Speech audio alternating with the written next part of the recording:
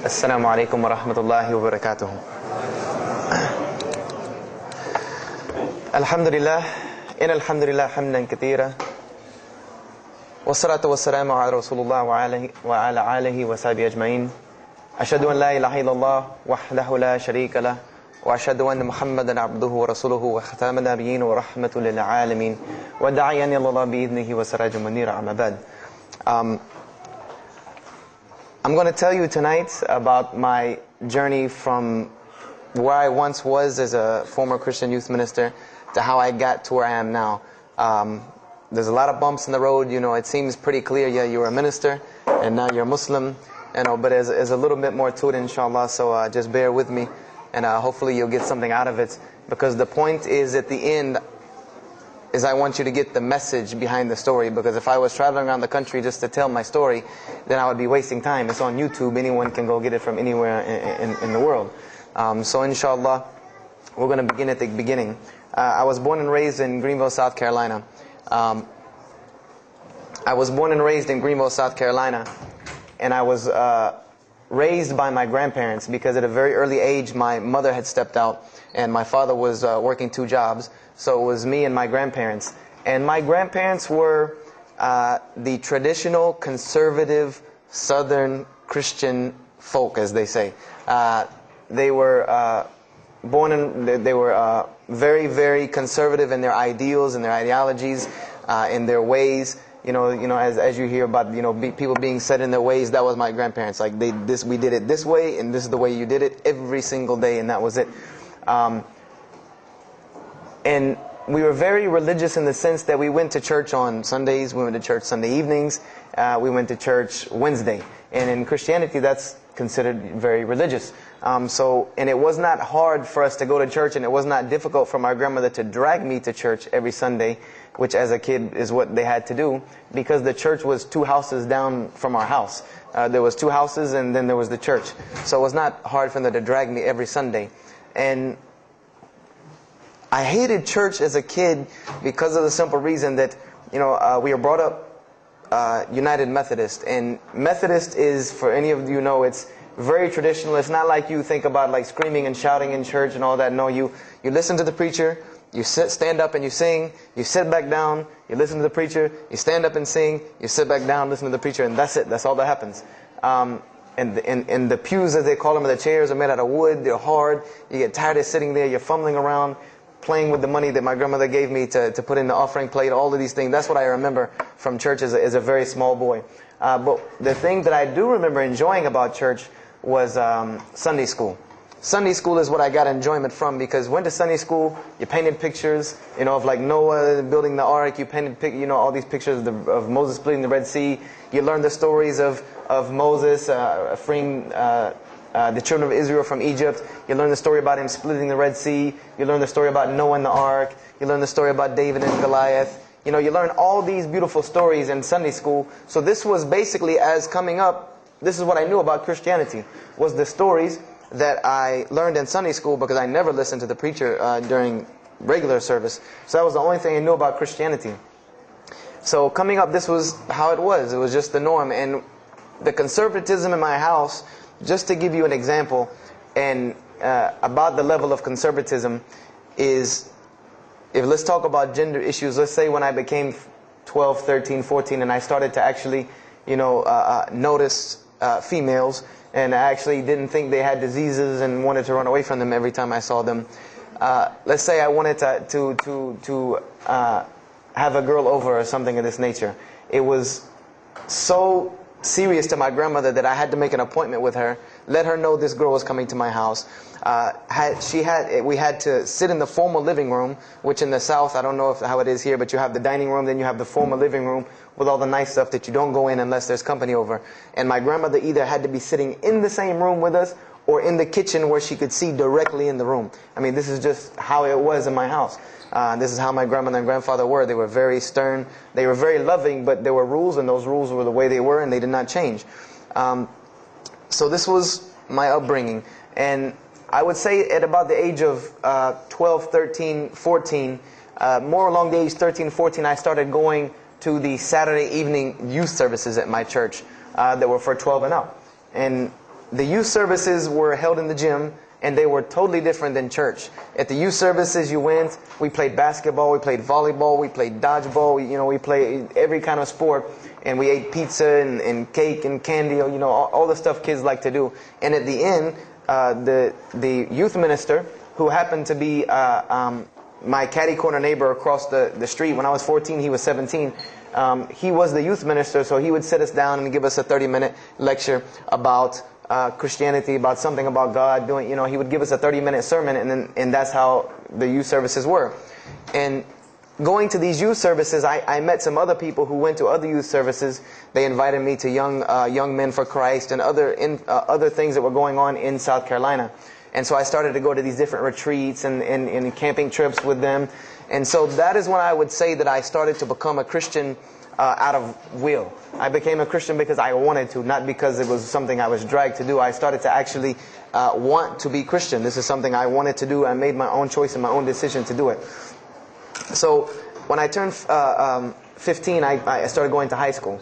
And when I was a freshman in high school, my best friend, who was the youth minister, was a senior in high school. And I remember we had a very close bond because I had not had my license yet, so I used to ride with him to school every day.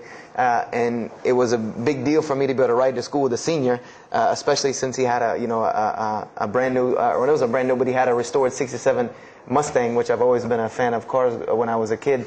So we had a very close bond, and we were very good friends because both of our parents were very similar. They didn't let us do much. So we spent a lot of time with each other. And when I became a sophomore, he graduated and started to attend Bob Jones University. I don't know if that rings a bell with anyone, but Bob Jones University is a very prestigious conservative Christian college in South Carolina. It's probably the most conservative college I've ever seen. Because the Moody Institute is known as one of the most famous in this country. It's in Chicago.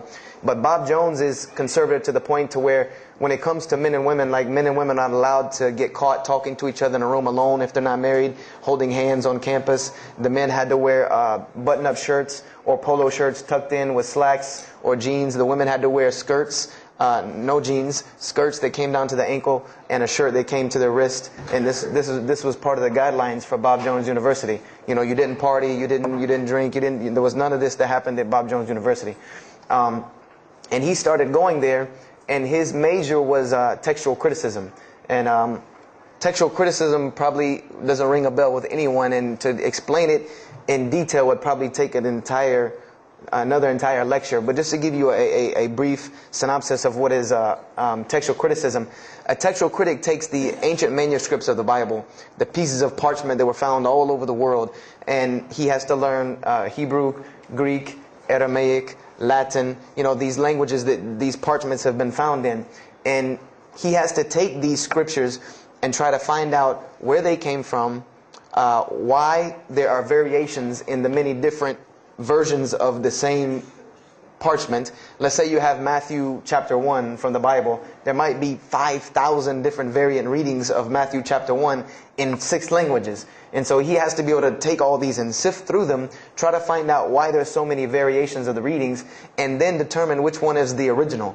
And that's not as easy a task as it seems. You could figure, which whenever the oldest is probably more original, which is not the case since there are no originals.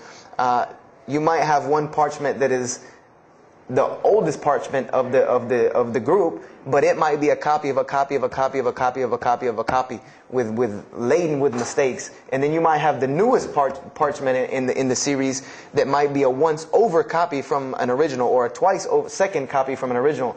Therefore, it would make the newer parchment more original than the older one. So it's not a very easy field to go into. And he started studying textual criticism, and being that I was his best friend, I started studying textual criticism. Whenever he was, doing his homework or research papers, I was right there with him. Whenever he did a homework, he would always let me read it. Or when he finished his papers, he would give them to me. He would pass down all of his papers to me. Every textbook, when he was done with it, he would give it to me. I started to learn a little bit of Greek, a little bit of Hebrew. So I became, started to become a layman's textual critic, and I applied to Bob Jones University in my sophomore year because it was a 3-year waiting process for Bob Jones. And when I turned 16, almost 17, my friend came to me one day and he asked me a question that I had never really even pondered upon. He asked me, he said, "Have you ever read the Bible?" And I said, no, in church. I mean, yeah, we've all read the Bible in church. You know, your parents make you open it up and look at it. And at the Bible studies I went to, Young Men for Christ, we did have Bible studies, and we'd read a few passages and talk for 2 hours about those few passages. But he's like, no, have you ever read it? You know, like you read a book beginning to end. I said, no, I don't know anybody that's read, nobody that I knew had ever read it, beginning Genesis 1:1 to the end. He said, but this is the inerrant word of God, as we are taught. This is our instructions on earth. Why haven't we read it? You know, why have we not read this book? And I said, you know, that's a very good question. And he gave me a challenge. Well, it was basically a challenge for us both. He said, let us start with Genesis 1:1 and let's read the Bible and let's see what God says to us. Because this is the inerrant word of God, inspired to men for instructions for us. So let us see what God says to us. If God can talk to the preacher through this book, why can't he talk to me? I said, you're right. I said, that's very good. I had a lot of time on my hands. I wasn't really allowed to do much anyway after school. So I said, why not? Let's read the Bible. I was somewhat nerdy as a 14, 15-year-old, 16-year-old. So we started to read the Bible. And we decided to go from Genesis 1:1. And what we tried to do, this was the attempt that we made, was to not think of anything that we'd ever heard about Christianity, but to open the Bible and let's say I just found this book in the desert and read it and see what it says to me. Let it talk to us. So we started Genesis 1:1 and we started reading through the Bible. You know, we did some of it together and most of it I did by myself because I'm a very, very quick reader, so I decided to read a lot on my own. And as I was reading through the Bible, I started to notice the stories that I had heard in Sunday school. You know, you start reading Genesis, you read about Adam and Eve, we all know that story. You started reading about Deuteronomy, Exodus, you know, the stories of Moses, the story of Noah, the story of Lot and Abraham, and all these stories that I know. But I was surprisingly and astonishingly shocked by some of the stories that I read about these same people that I learned about in Sunday school. Just for instance, and this is a big testament to why Allah kept sending us prophets and why Islam was sent as a complete and perfected deen with the Quran. If you read about Noah in the Bible, there is the story about Noah saving humanity from the flood with an ark and all of that. There is this in the Bible. There's another aspect to the story of Noah that not many people know about unless they actually take time to open a Bible. This will not be preached from any pulpit anywhere. Is that the Bible says that Noah was an alcoholic. This is the Bible's portrayal of Noah, or Nuh alayhi salam, that he was an alcoholic, that he was a drunkard. This is the word used in the Bible, that he was a man given to alcohol. And I'm a psychology major, and my field of specialty is mental illnesses, and alcoholism is one of those, is a mental illness. And I know from seeing alcoholism's effect on one of my close friends' parents, I know that someone who is truly addicted to alcohol, and if Noah lived for so long addicted to alcohol, he was seriously addicted to alcohol. It is hard for someone addicted to alcohol to hold down a 9-to-5 job working at McDonald's flipping hamburgers, much less construct an ark to save humanity from a flood that's never happened. So that stopped me for a moment in my tracks, and I said, Noah was an alcoholic, you know, and it bothered me for a minute, because I said, you know, things started popping in my mind like, if Noah was a drunkard, how did he know God was talking to him? Because, you know, I've seen some people, they're alcoholics, you know, you were just asleep in my dog's food bowl the other night drooling, and now you're telling me you were talking to God last night. You know, you know, to rationally, that would not make sense to me. That's like, you know, an alcoholic on the street coming to you and tell you God's talking to him. You know, he has no, this would give this man no validity.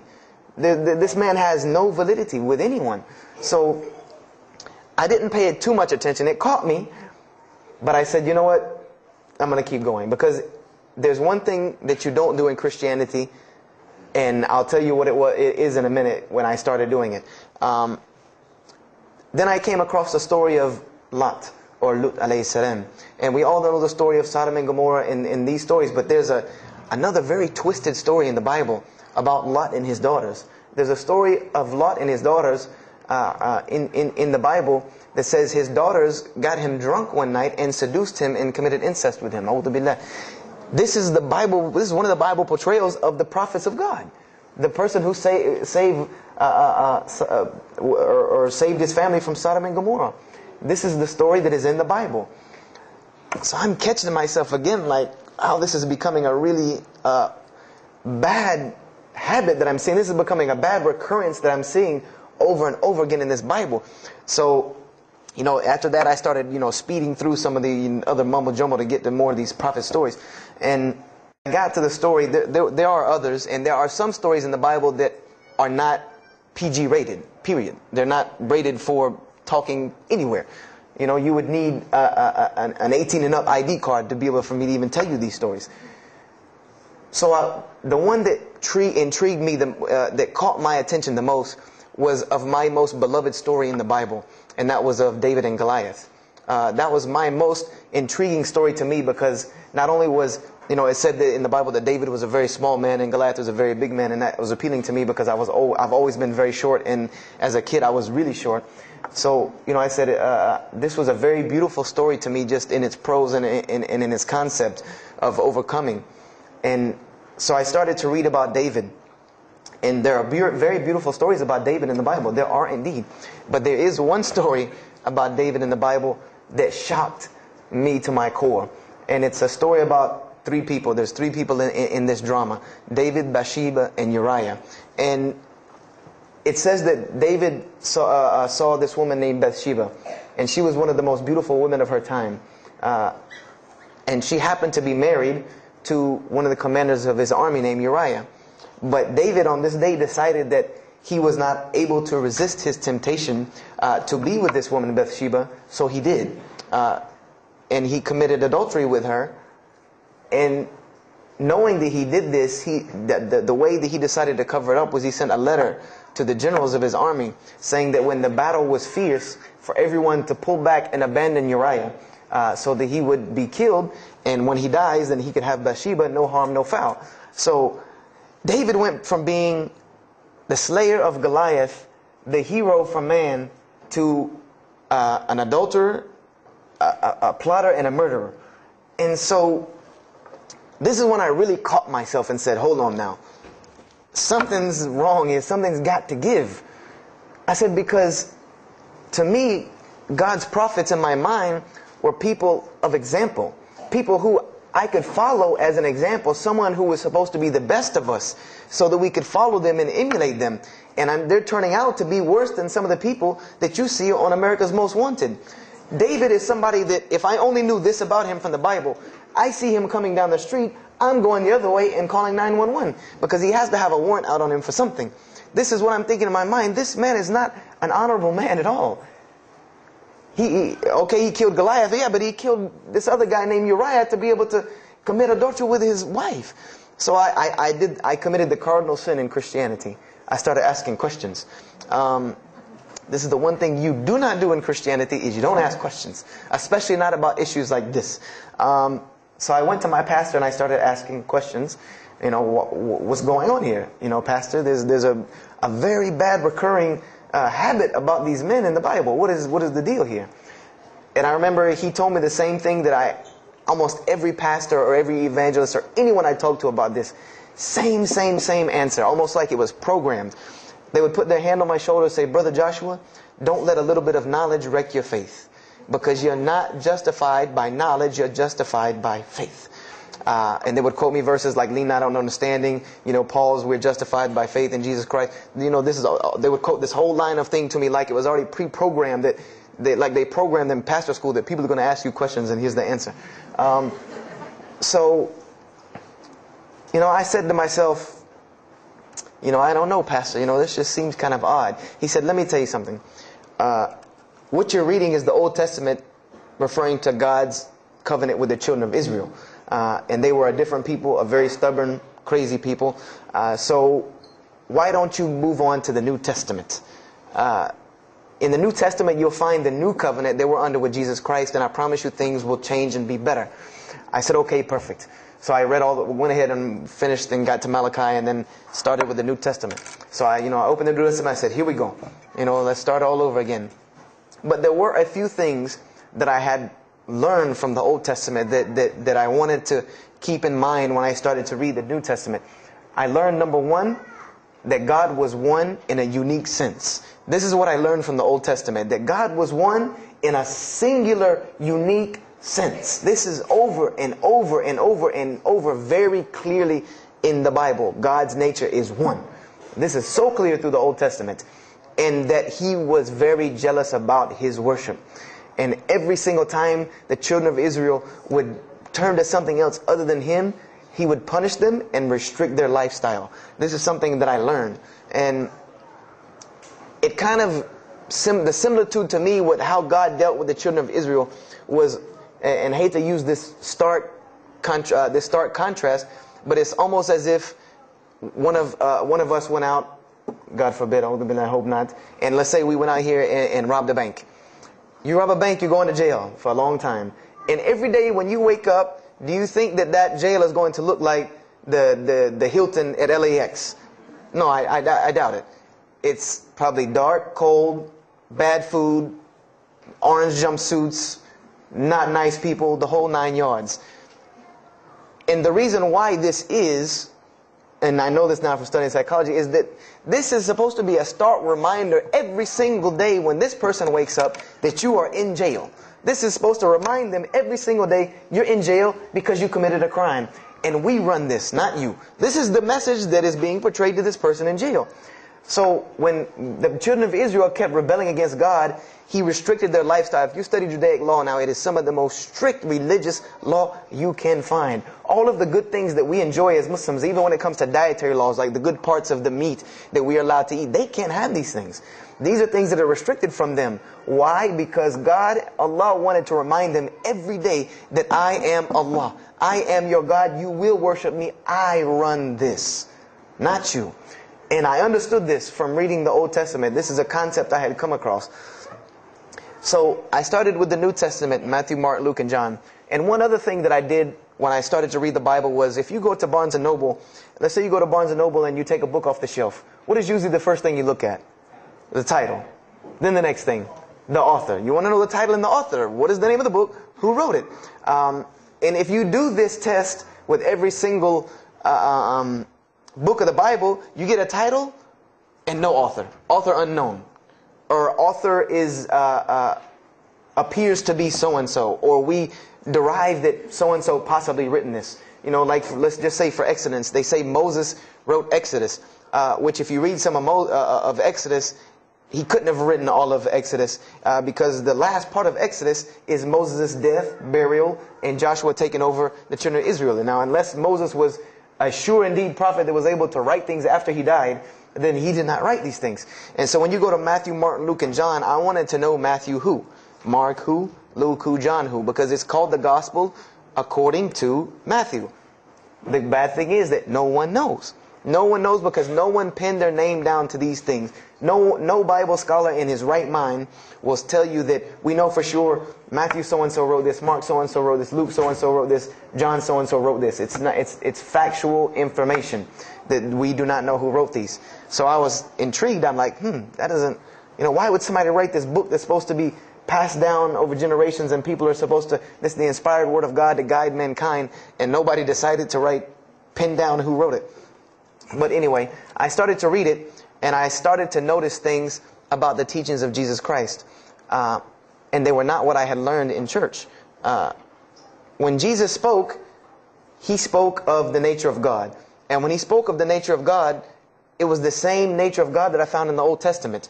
Jesus said many times that God is one. God is unique. He would even quote from the Hebrew Scriptures. Hear, O Israel, the Lord your God is but one. When He was asked, what is the greatest commandment? Or He was asked the greatest commandment. He said the greatest commandment, and every Muslim should understand these two concepts. This should be nothing new to you. The greatest commandment is to love the Lord your God with all your heart, with all your might, with all your strength, and then to love your neighbor as you love yourself. He said the rest hang on these two, which we know in Islam we have rights of the Creator and rights of the creation. So this was the concept that He was teaching. And he even said in 1 John 5:17, and this was more clear to me than anything else can be, this is life eternal, that they may know you, the only true God, and Jesus Christ, whom you have sent. And when you look at that in the Greek and the Aramaic, it is almost exactly to a T of La ilaha illallah Muhammad Rasulullah. Now that I know Arabic and have understood that, very same similar statements.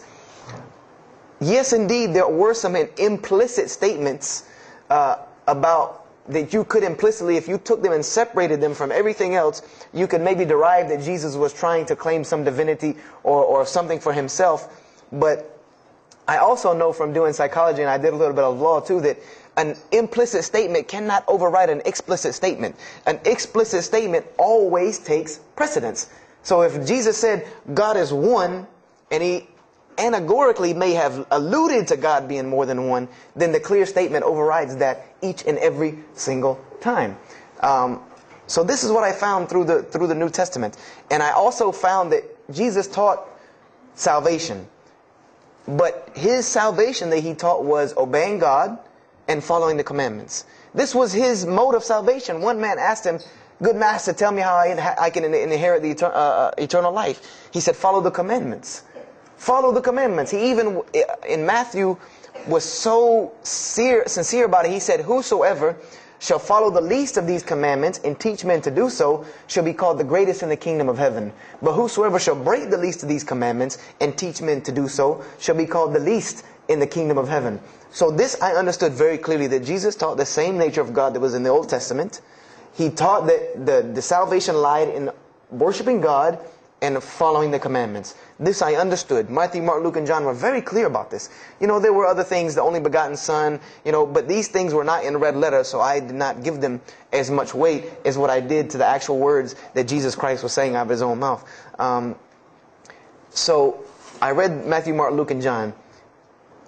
All of it was saying the same to me. I said, I was thinking to myself, this is not what I was taught about Christianity. You're taught that God is 1 in 3, 3 in 1. 1 equals 3.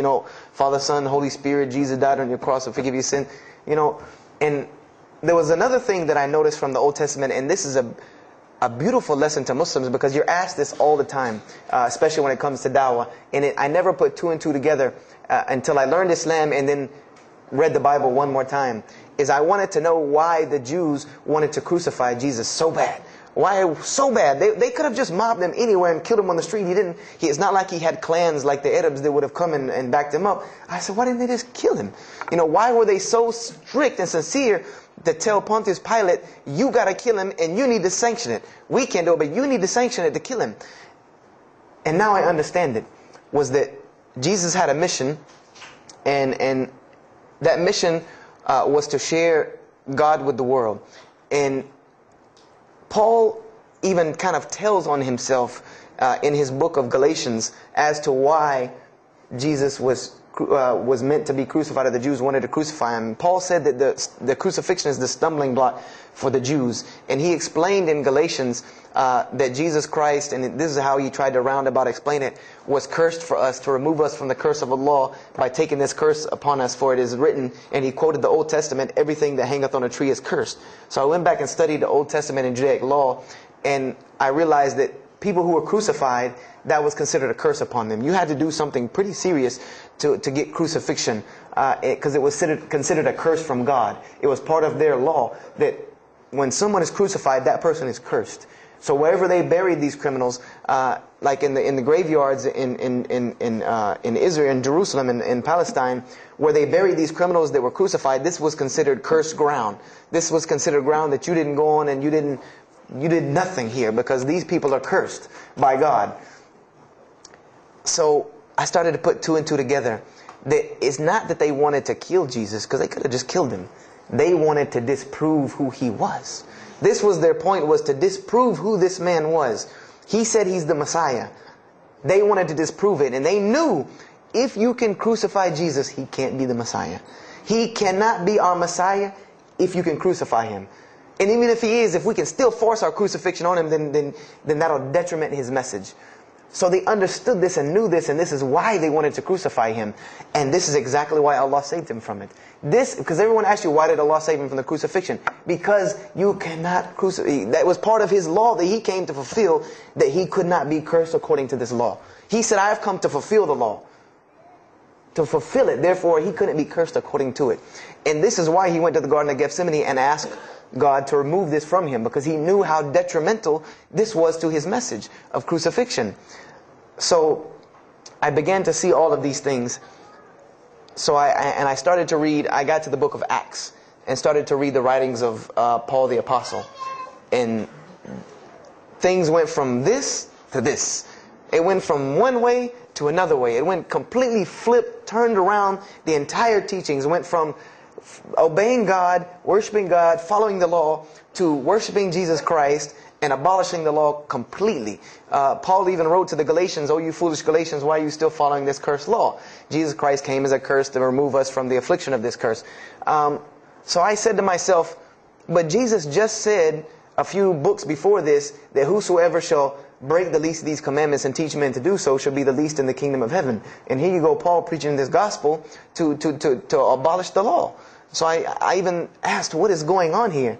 So I started asking my pastor, and my pastor said, now you're getting into deep water. You know, now you're starting to question the New Testament. You really have some issues. You know, they even thought that I might be, possessed and all kinds of things. So I had a very big conflict going on inside of me, and my friend took me to his textual critic teacher, his professor. And what this man told me probably wrecked my faith in Christianity. And I always say, I doubt he would be very happy me traveling around the world telling people that a Christian professor from Bob Jones University wrecked my faith in Christianity. But he did.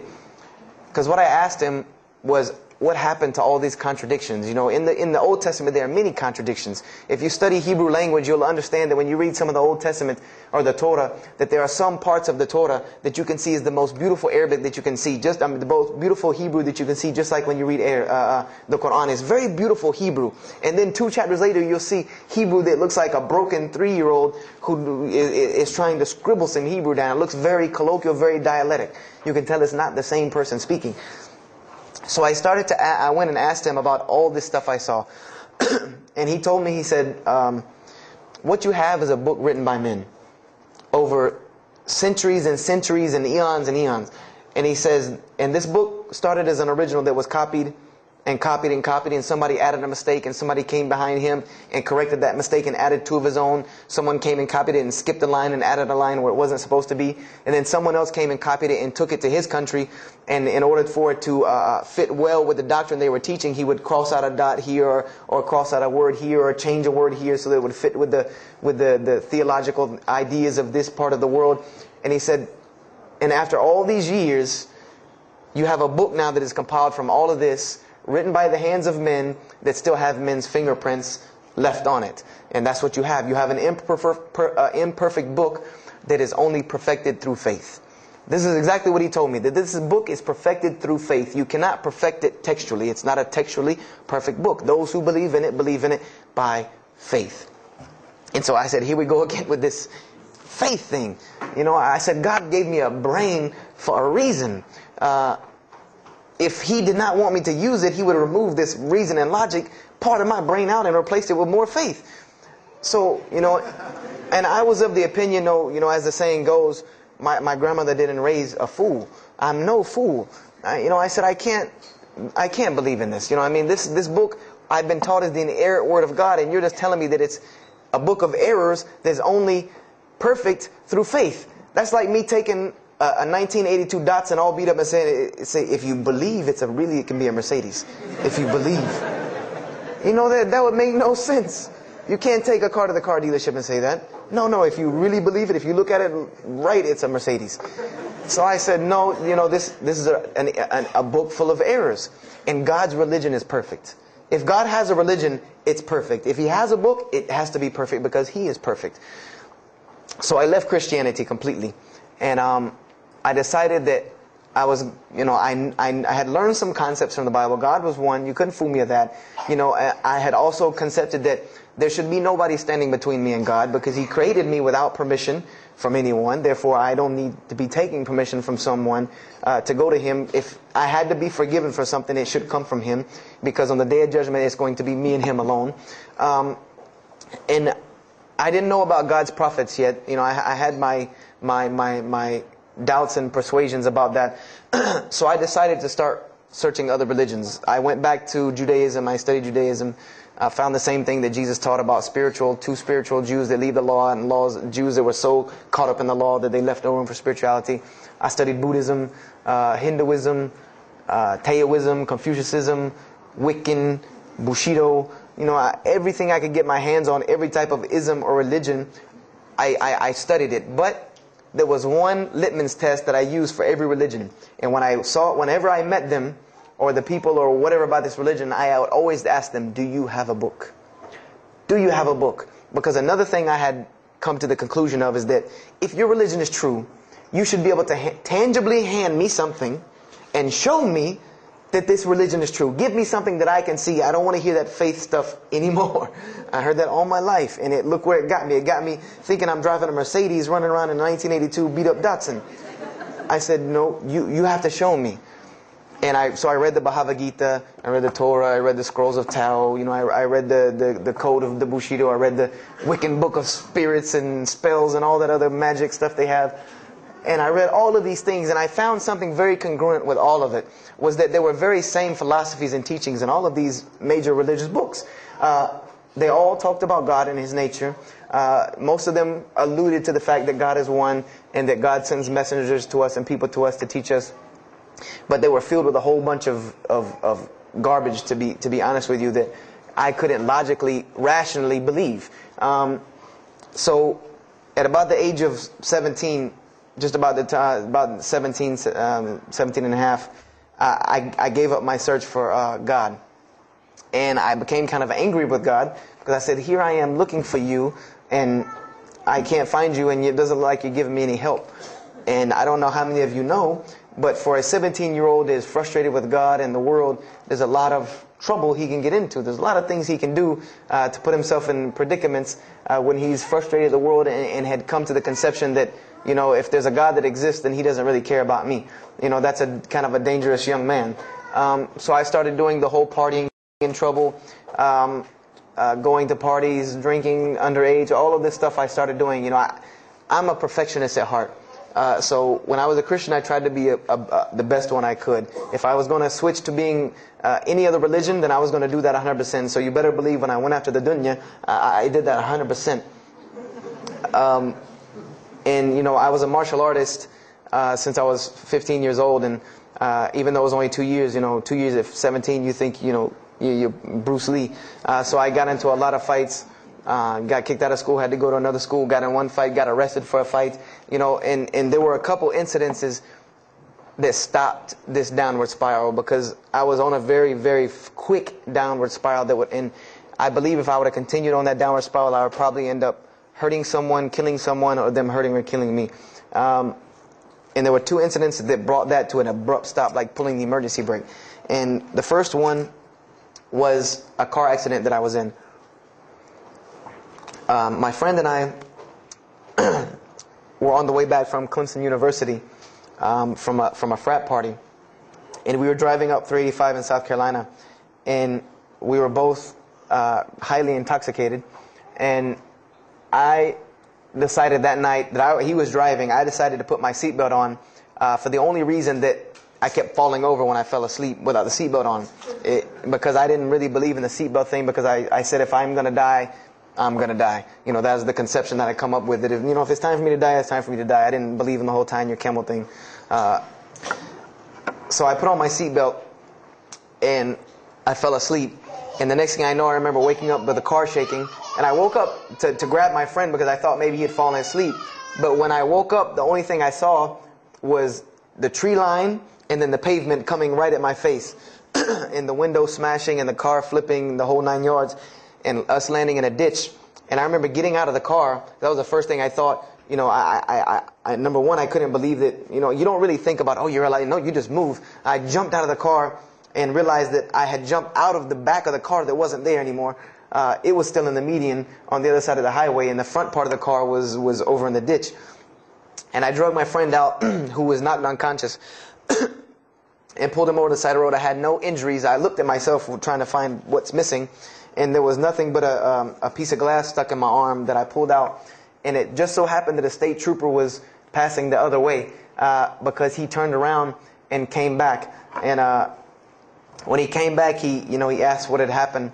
And the first thing he asked me was, did you see what happened? Because there was other people who would pull over, so I guess he thought that I was a bystander, because I started to walk towards him. He's like, did you see what happened? You know, where are the people? I said, yeah, I really saw what happened. I was in the car. You know, and he was like, you know, as they say, like the color drained out of his face, because he was shocked. He said, how were you in that car? You know, and of course they took it to the hospital. My friend got arrested, DUI. But before he put us in the ambulance, he was a man of God, because he looked at me and he told me, he said, young man, you better realize that you're on this earth tonight for a purpose. The only reason you're still alive is that God has a purpose for you. If not, you don't live through things like that. People without purpose, if you didn't have a purpose, then this night would have been your night. So you need to realize that. I said, this old man's out of his mind. You know, if God had been looking for me, he had the opportunity to get me a long time ago. So don't tell me about that God stuff now. So I paid it no attention. And about a month later, 3-4 weeks later, my friend and I, same two, he's on crutches still, we decided to go to New York City. We decided to just take off, drive to New York City. We didn't tell our parents where we were going. I said I was sleeping in his house. He said he was sleeping in my house for the weekend. So we drove to New York. And in New York, I remember going to the ATM to get some money. And in New York, they have these ATMs where you have to go in the little glass room to get your money at ATM. I don't know if they have that here or if any of you have been to New York. Now, alhamdulillah, you have to put your bank card in to go in there. But in 97, it was not like this. You went in, and it was almost like the game Mousetrap, because you go in, take out your money, criminal comes right in behind you. There's nowhere for you to go. You know, there's nowhere to run. So I went in, I took my money out of the ATM, and I heard the door open behind me. You know, so I turned around. You know, I thought somebody was coming in behind me, and there was a man who put a gun to my face. And he must have really, really, really, really needed this money, because he didn't ask me anything. He didn't say a single word. I just remember looking at the gun in my face and him pulling the trigger. And it was a revolver. And to this day, I'll never forget that image in my head of seeing that little spindle turn and hearing that very distinct click of a revolver. And it probably could have been like a .32 snub-nosed gun like this, but when it was in my face, it looked like one of those like cannons that you see on the movies. And I remember when he pulled the trigger, I didn't think anything. You don't think anything. You just blank. You just go into this like shock of blankness. And then a couple seconds later, thankfully I had been doing martial arts. That might have helped me overcome the fight or flight syndrome, because all I could think was, go! You know, like myself kicking myself, like, what are you doing? Go! So I bum rushed him. We went flying. He went flying. Money went flying. Gun went flying. And I took off and went to the hotel and didn't say anything to anybody. We went back to South Carolina the next day. And I didn't say anything because we weren't supposed to be in New York. My grandfather would have killed me. If that guy didn't kill me, my grandfather would have took care of it. So I didn't say anything until about a month or two later. You know, I kept having nightmares about this same incident. I kept having night terrors from this incident. And so I told my grandmother about it. And she told me the same thing that the officer had told me. She said, you know, you have to realize that God has a purpose for your life. You're here for a reason. People don't go through the things that you've been through and still walking on this earth without a reason, and you're pushing the limit. This is what she told me. You're pushing the limit, really. God has something for you, and He wants you to get it, but you're pushing it. And she didn't tell me to go back to Christianity and study my Bible. Only thing she told me was that God hasn't gone anywhere. You just have not looked in the right place yet. And so I decided to put myself back together. You know, the car wreck, the gun thing, the getting arrested for fighting, like all of that, like really, made me stop really quick and think, that I need to get my stuff together. So I became I became an agnostic, someone who I believed in God with no form of religion. I prayed to God on the floor on my hands and knees, because this is how all the books of God, this is how the Bible, the Torah, the New Testament, the Bhagavad Gita, all of these scriptures that I ever read, they said that this is how the men of God prayed. And it was during this time that I did read one book about Islam in the public library, because I had never heard of Islam ever. But I remember I was looking in the religious section in the library at school, and there was a book about Islam, and or it was in the library, the public library, and I remember it was some title like "Why I'm Not a Muslim," or some, one of these titles that was propagandistic against Islam, but I had no idea. So I just took the book and I read it, and I remember it said that Muslims, M-O-S-L-E-M-S, and any of you knowing Arabic knows that's a very derogatory word. A Muslim is someone who oppresses someone else. That's a very quick sleight of the pen that was used in the past for a very real purpose. It said that Muslims were people who worshipped a moon god named Allah, who lived in a box in the desert in Saudi Arabia, and they were oppressive to women. I remember there was a whole chapter about how they could have 4 wives and as many as they want, actually, because they could marry 2, divorce 1, get 3 more. This whole, and it said that I remember the one thing that really caught my attention was the whole chapter on jihad, where it said that Muslims were allowed to kill non-Muslims at any time, at any place, without discretion, and it was an honorable act, and not only would they go to heaven before it, but they would get 70 virgins on the way. So I closed the book on Islam, put it back on the shelf, and marked off Islam off my little list of religions, and said thanks but no thanks, and if I ever see a Muslim, I am out. And I said I'm pretty safe in Greenville, South Carolina. I had never seen a Muslim ever. So I said, I don't have to worry about running into no Muslims, thank God. So, I started, just worshiping. I tried to just be a good person, pray to God, ask Him for guidance, try to be a genuinely good person. And I remember what changed is when I met a Muslim. I met a Muslim who I had met a couple of times at school. We had went to school together, and I knew him, but I never knew that he was Muslim. And there's a couple of reasons why I never knew he was Muslim. Because he was African American, number one, and the book said that Muslims were Arabs. And number two, I didn't know, I thought Muslims ran around, marrying as many women as they want and killing non-Muslims. I didn't know that they could also be part-time drug dealers. So I never knew that this guy was Muslim. I didn't put 2 and 2 together. So we were at his house one day, and me and my other friend, the one that I got into a lot of trouble with, I'm trying to keep him out of trouble now. We were at his house, and we were debating something about religion. I forget what even the topic was, but you have 2 teenagers thinking they know everything. And I was trying to explain something to him about the Bible. And that guy came in and was listening. He said, "Have you ever heard of Islam?" I said, "Yes, I've heard all about Islam." He was like, "Okay, so what do you think of it?" I said, "What do you mean what I think of it? That's probably the worst religion I've ever seen on the face of the planet." He's like, "Why?" And he's like, "But I'm a Muslim." I was like, "Man, stop playing." You're an African American. He's like, "So?" I'm like, "The book said you guys were Arab. All the Muslims were Arabs." He was like, "What else did you read in the book?" And I told him. He was like, "Man, what in the, what have you been reading?" He's like, "You need to go to the mosque for Jummah." He's like, he told me, he said, "I'm not a good Muslim." This is what he said to me. He said, "I'm not a good Muslim. I'm not even going to try to front and say I'm a good Muslim." He said, "But I can guide you to some people that can tell you the real truth about Islam," because he knew about my story about wanting to find religion. And he said, "You need to go to the mosque for Jummah." And I said, What's Jummah?" He said, "It's just like church with no chairs." And I said, "I can do church with no chairs because in church the chairs were the worst part anyway." Because they had these hard benches that you sit on that are like this, and they're so hard. I said, "That's good. You sit on carpet? Wow, man, every church should be like that."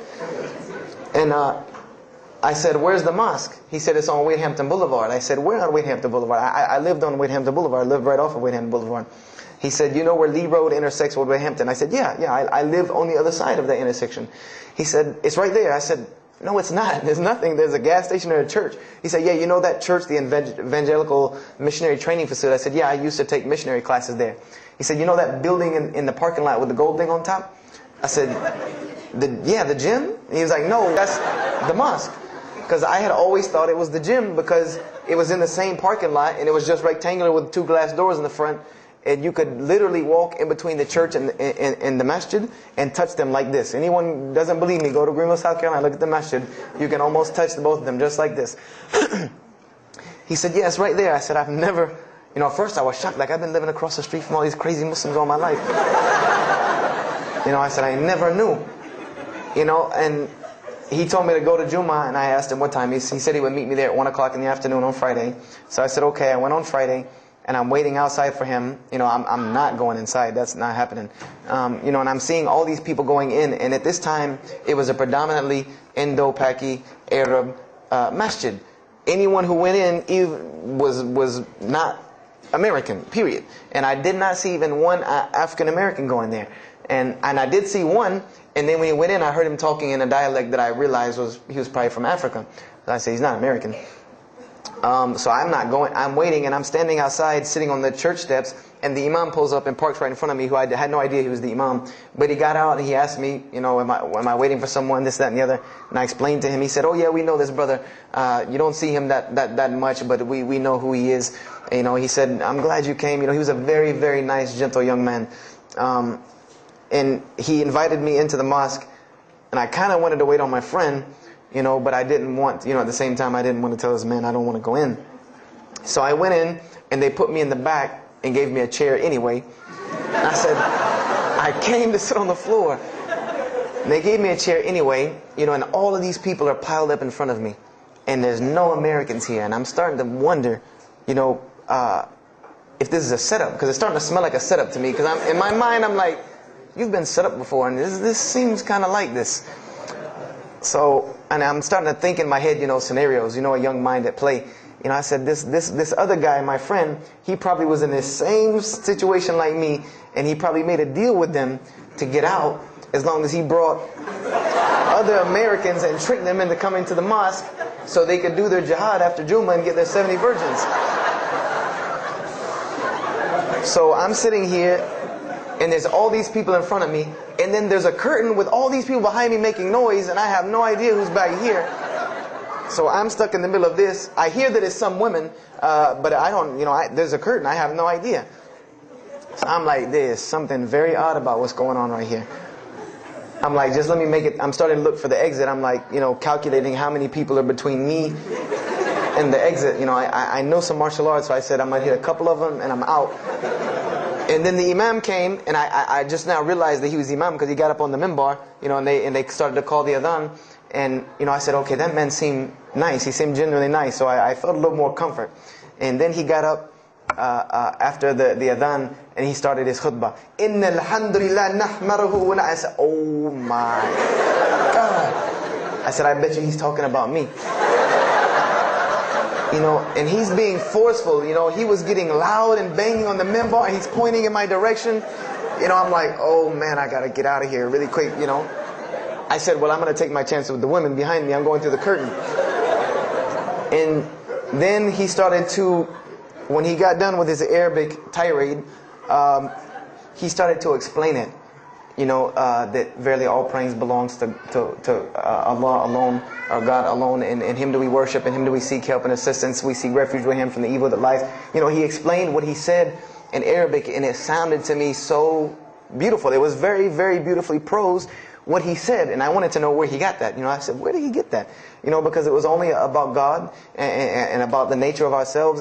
All of us should know that the beginning of the khutbah, and he quoted the 3 verses from the Quran. O you who believe, fear God as He should be feared and do not die. And instead of a state of submission to Islam, he was a very wise man because he translated everything. It was almost as if he knew I was there and translated everything for me. And he. I remember to this day what the khutbah was about. And I don't know if he did it because I was there, or if that was his already planned khutbah, but it's almost as if it was meant for me.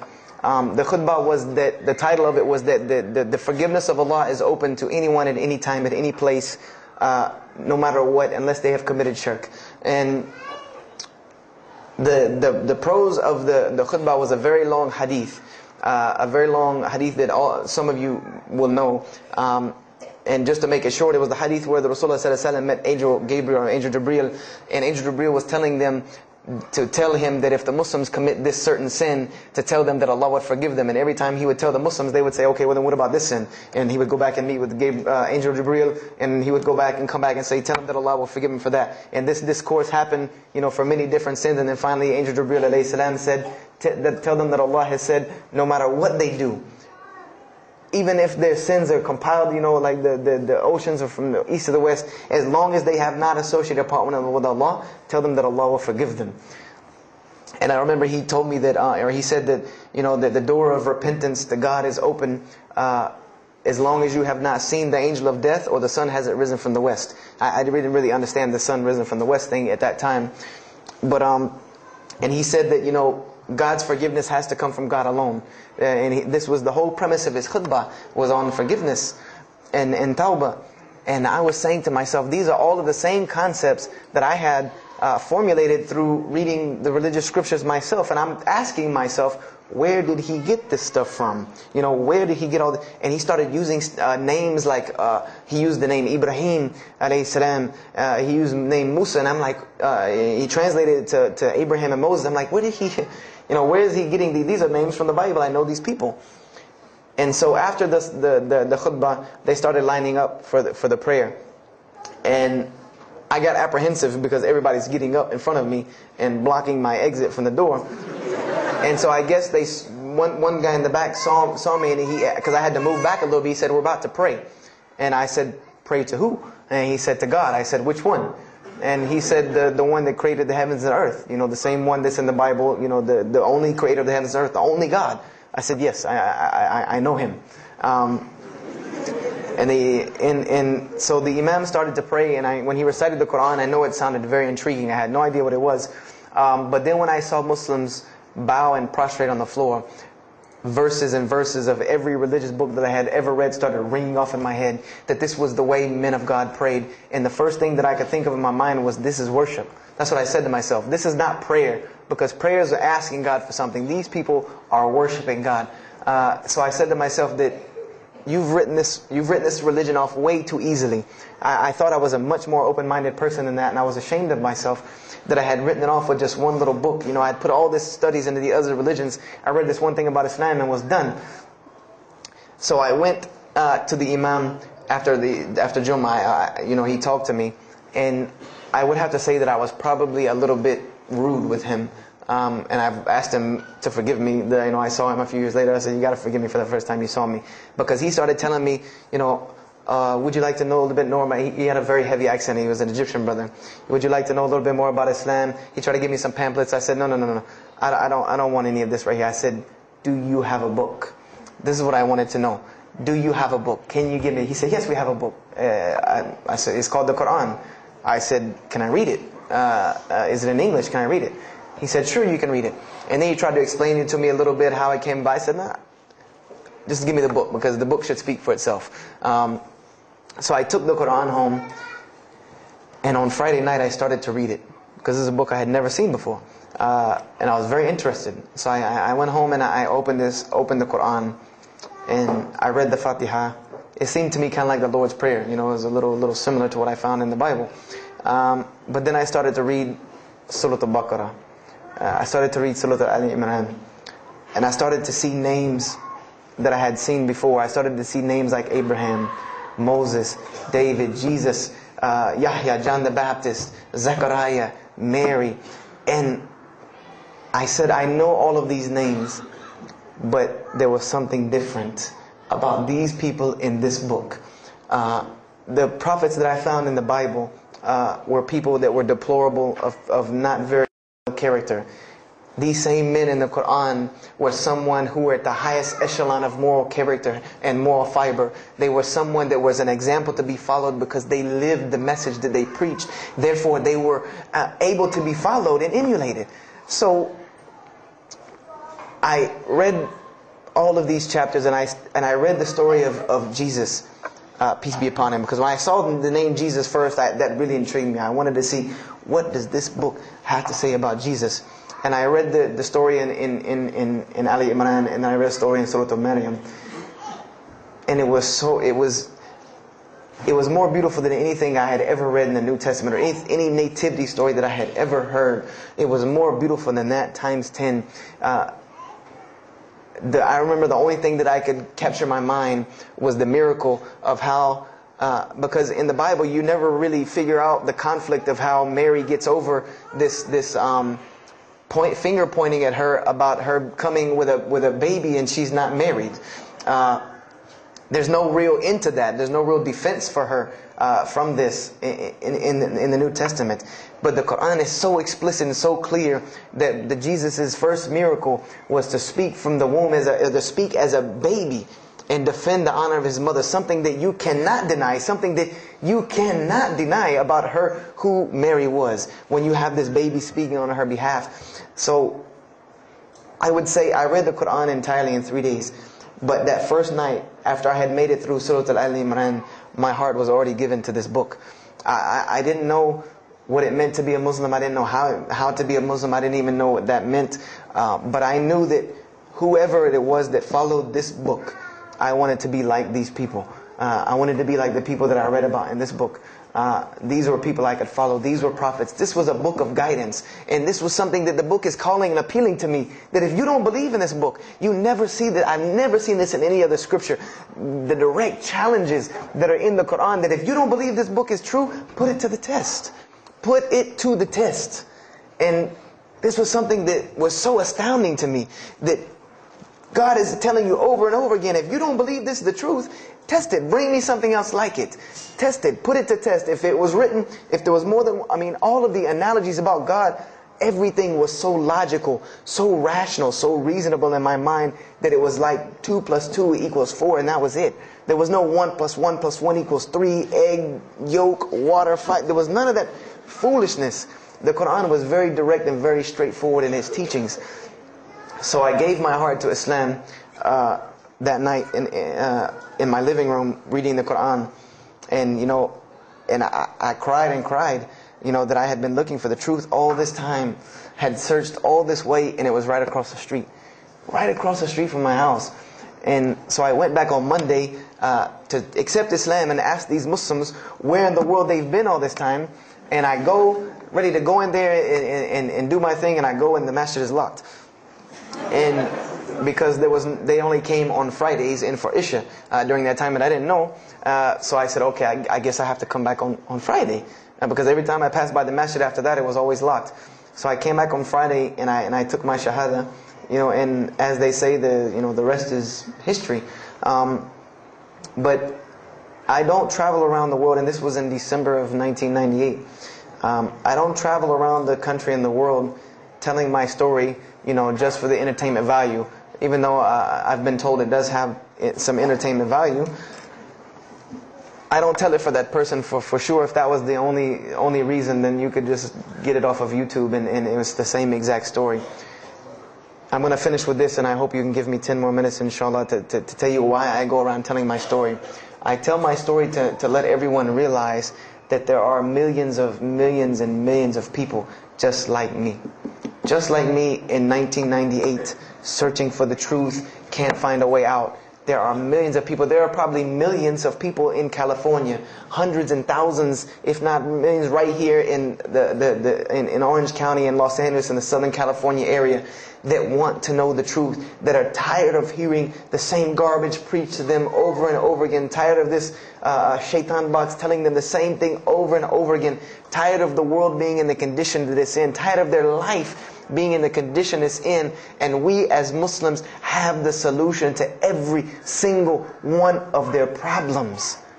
And guess where we keep it at? Right here inside the masjid. Right here inside the masjid, we have all of this truth. We have the solution to every problem in the world. You want to solve the world hunger? The problem of world hunger? Islam has the problem. You want to solve the problem of world poverty? Islam has the answer. You want to fix the economic situation of this country? Islam could fix it tomorrow. And this was in an op-ed piece in the Washington Post. In the Washington Post, there was an op-ed piece that the two markets that are falling apart in this country are investments and housing.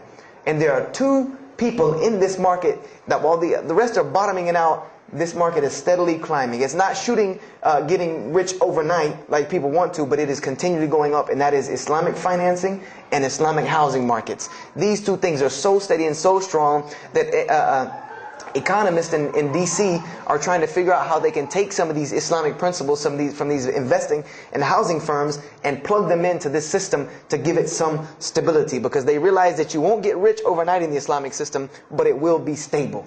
It will be something that will give stability. So they are starting to find out that Islam has the answer and the solution to their problems. But we already know this. We already know this, that we can solve every world problem with Islam. We'll put it into it.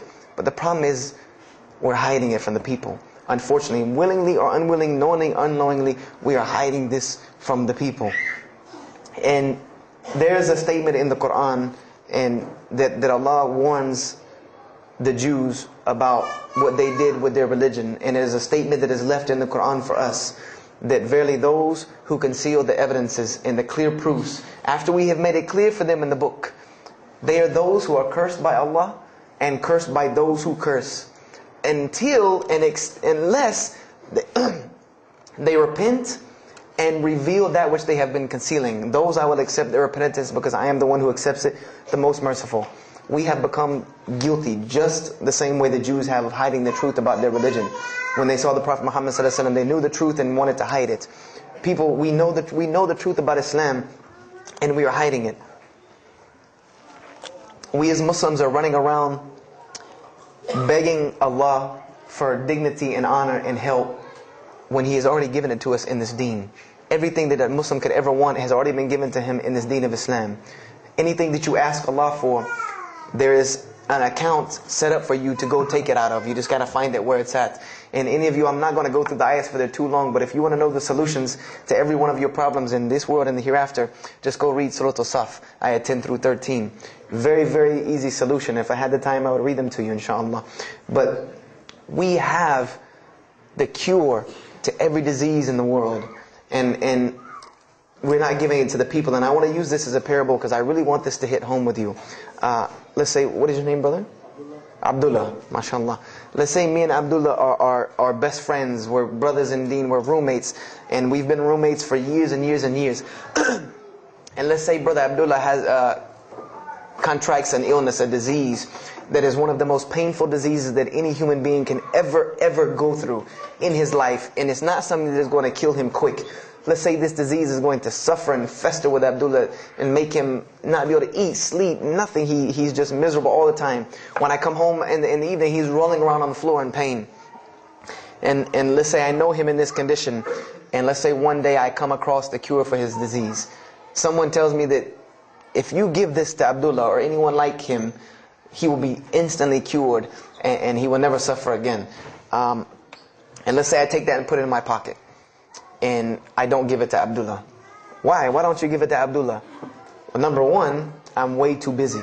I have 2 jobs, going to school, I have a long commute back and forth, I got to drive up and down the 405 every day. I don't have time to give Abdullah this medicine, man. If he wants the medicine, he'll go get it himself. I don't have time. I'm really busy. Number 2, I'm not a doctor. I should not be prescribing Abdullah medicine, and I'm not knowledgeable in medicine. If he wants help, he should go see a doctor. I'm not a doctor. Number 3, Abdullah's, please forgive me, but Abdullah's kind of stubborn. He doesn't really listen very well. He's kind of set in his ways. So even if I tell him this medicine is good for him and it'll cure him, he probably wouldn't even take it anyway. So why waste my time? Do any of these excuses sound familiar? And let's say I don't give this medicine to Abdullah and he dies. And let's say he dies the most painful death that you can ever imagine. I want to ask you a kind of rhetorical question. I want to ask you kind of a rhetorical question. Do you think on the Day of Judgment that Allah is going to call me and Abdullah up and ask him about this incident between me and him because I've oppressed him? I have oppressed him. I've allowed him to suffer knowing that I could ease his suffering. I'm sure Allah is going to ask us about this. But you know the beauty about Islam is that if Abdullah was a good Muslim, bore this disease patiently and died, he dies as a shaheed, inshaAllah. And on the Day of Judgment, this is how beautiful Islam is, that he could very well come before and Allah ask us about this, and Brother Abdullah say, you know what? Allah, I forgive him. So you forgive him. This is the beauty of our religion. And Allah will forgive me. But the disease I want to tell you about is the disease that every single non-Muslim walks around with every single day, and they don't even know it. It has no real physical symptoms, and that's the disease of shirk, the disease of being jahl, being ignorant about Allah subhanahu wa ta'ala. Allah gives them life, and they worship someone else. Allah feeds them, and they thank someone else. He created them and fashioned them in the womb of their mother and knows them better than they know themselves. And they have no idea who He is. They don't even know who He is. If that doesn't pain your heart to see a person in this condition, then for sure the hearts have become hardened. Because when I see non-Muslims, especially when I sit in places like airports, I see this disease. I see it on them. I see them walking around with it. And there's so many of them passing me, I think to myself, there's no way I could talk to all of them. There's nothing I can do. And this disease is something that not only is not going to show up as a physical symptom, and is going to leave them ignorant about Allah subhanahu wa ta'ala, but when the day they die, they will die the most physically painful death that anyone can ever suffer. The Rasulullah ﷺ said that when the angel of death comes to the disbeliever, it doesn't come kindly. He yanks the soul through the nose, and it's as if his flesh is torn from his bones. It's as if they take Brother Abdullah and turn him upside down and stuff him in a human paper shredder. This is the death that is waiting for those who do not know Allah subhanahu wa ta'ala. And you know the unfortunate thing? That while you've been sitting here listening to me, thousands of people have died. Thousands of people have lost their life not knowing Allah while I'm talking to you right now. People in this city have lost their life, and there's nothing we can do about them. They're gone. It's too late for them. We can't save them even if we want to. And that's a deplorable, deplorable, sad, sad fact that we can't save them. But there are many, many, many, many who we can save. And that all that takes is us taking this light of Islam we have and showing it to the world. There's a statement in the Bible, and I finish with this. Whether Jesus alayhi salam said this or not, doesn't matter, because this statement is one of the most profound statements that has been somewhat of a focus for me in my mission of da'wah. It is said that no one would bring a candle into his home and then place a bucket on top of it, because then no one would benefit from the light. No, if someone would bring a candle in their home, they would set it on the table in the middle of the room so that everyone could benefit from this light. And unfortunately, the Muslims of this generation, we are a bunch of candles with buckets on top of it. No one can see our light. No one can see the beauty of Islam. And believe me, if you don't see it, believe me, take it from someone who was once standing on the outside looking through the window at that light. It is one of the most beautiful things you can ever lay your eyes on. It is a treasure to be found of treasures. And everyone else can see this, and they will see this if we show it to them. If we allow Islam to be Islam. If we start becoming Muslims, meaning that the best form of da'wah that you can do to this world is very, very simple. It's not complex. It doesn't take a 10-hour workshop, even though some of the details do. But if you want to know the way, the best way to do da'wah is for Muslims to be Muslims. That's it. Study our history. Study the history of Islam. Why was the world conquered by Islam? Not through military campaigns and wars, but through Muslims being Muslims. The most populated Muslim country, Indonesia, was because of Muslims being Muslims. A few Muslims deciding to get up off their behinds and go to another country and live their life as Muslims, not shaving off their deen to be pleasing to those people, but being Muslims. And when the people asked them and inquired, what is it about you backwards Arabs that we've heard all these crazy things about? Now you come out of the desert with pristine moral and character, and you have better ethics and morals than we do. What is it that has happened to you people? And their answer was, La ilaha illallah, Muhammad Rasulullah. That we believe in Allah and He has sent us a man named Muhammad, and we emulate his lifestyle. That's why we're like this. This is what conquered the world for Islam. This is what conquered people's hearts for Islam. Was the truth and the beauty of it and its simplicity of its message. This is what brought me, and this is what the world needs. With all of this foolishness going on in the world, this is what it needs, the simplicity of Islam, whether they want to hear it or not. They know it in the bottom of their heart. When you show them the truth, even if they turn away from it, they know it's the right thing. They know it's the truth. And on the day of judgment, you can stand before Allah subhanahu wa ta'ala, having washed your hands and saying that I did my job. And I finished just one more thing. I finished with this. If you don't believe this is important, if you don't believe this is one of the most important things you can do as a Muslim, then the last statement of Prophet Muhammad ﷺ to the Muslims as a whole, he gave his farewell sermon. And we know that what his farewell sermon was a summary or a synopsis of what Islam is and its general principles.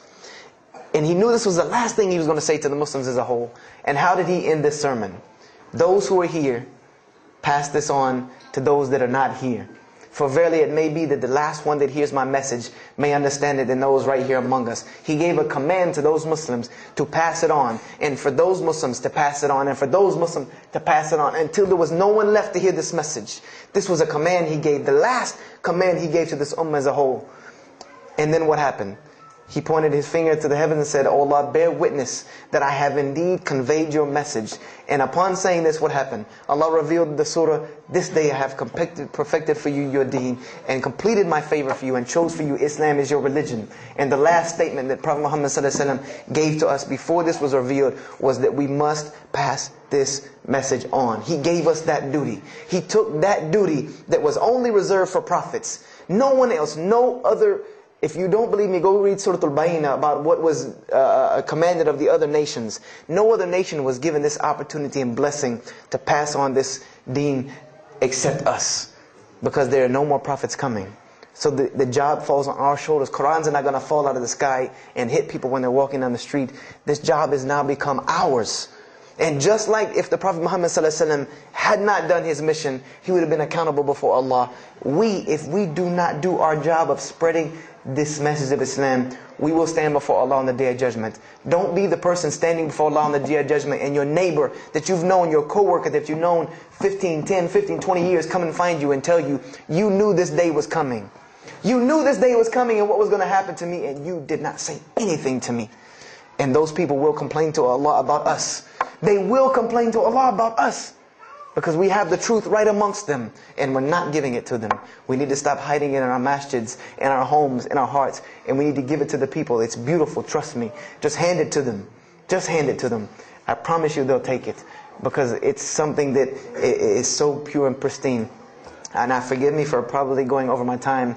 And if we have time, I want to leave some time for questions and answers. I will be outside to take any questions and answers. The only last thing I want to announce and let you brothers and sisters know is one of my biggest dawah projects is a DVD project that I do. And my goal is to put a DVD about Islam in the hands of every single person in the United States of America. Right now I'm working on Florida and I have other brothers working in other places because people will watch a DVD. We did studies on this, and people will watch media before they'll read a book or before they'll listen to an audio CD. And alhamdulillah, through these DVDs we've gotten, I would say, an average about 2 shahadas a month. Because my personal contact info is on the DVDs, and people watch them and they call me and I converse with them, and usually most of them accept Islam. I just had a shahada the day before yesterday from Irvine, Texas, from someone who had bought the DVD and given it, a Muslim had bought it, gave it to his friend. His friend hated it or didn't want it, so he gave it to another person, and that person gave it to a co-worker at work who watched it and accepted Islam. So this is one of my biggest projects. And the way this project works is I make 100 DVDs, and I brought 2 of them with me today. I'm going to explain what they are. The way this project works is I make 100 DVDs, and 75 of them go out to different dawah arenas. And the other 25 I make available for Muslims to purchase for 2 reasons: so that they can be, so that I can buy another 100 to make, and so that you can share in this ajr along with me. Because when you purchase a DVD, that makes another DVD, or you give it to a friend, then you share in this ajr with me. And everyone knows that da'wah is the biggest pyramid system because of the hadith Rasulullah sallallahu alaihi wasallam, that one who calls to guidance gets the same reward as the one guided without that reward being lost from him. So I made these DVDs available to the Muslims so that you can put a little effort in da'wah and make another 100 inshallah. So I brought 2 today and they're outside. One of them is called Islam in the Bible, which is basically what I just told you in a PowerPoint format, so that you could see all these verses that I saw, all these things that I read that allowed me to see the truth of Islam very clearly when I saw it, and I coincide them with the Quran so that you could see them. And there's another one the other one's called The True Gospel of Jesus Christ, where I go through the New Testament. Well, first part I think is an interview about me and my story to Islam, and there's some other Q&As on the other DVDs about nature of God and all these different things. But it's a PowerPoint presentation about the New Testament and Jesus Christ, and how you can prove to someone that Jesus Christ taught Islam from the New Testament, from their own book, that they have to agree. They either have to believe it or reject it. And if you believe it, then you have to believe what I'm saying is true about Islam. If you reject it, then this is your book, not mine. So, I try to use these 2 teaching methods, and they also can be given to non-Muslims because they're in a PowerPoint format. They're in a very educated format, and they're available outside for $10 each. So if you could, please don't make me take any of them back home, because they always hassle me about taking 200 DVDs on an airplane anyway. So please come and get them. And if you have any questions, my contact info is on there and everything. If you have any more questions for me and my website and everything, I thank you for your time. And if anything has been of benefit, know that truly all good comes from Allah subhanahu wa ta'ala. And if anything that I have said is incorrect or hurtful or shameful, know that indeed that comes from my own nafs and my own lack of understanding. أقول هذا واستغفر الله لي ولكم فاستغفروه إنه هو الغفور الرحيم. السلام عليكم ورحمة الله وبركاته.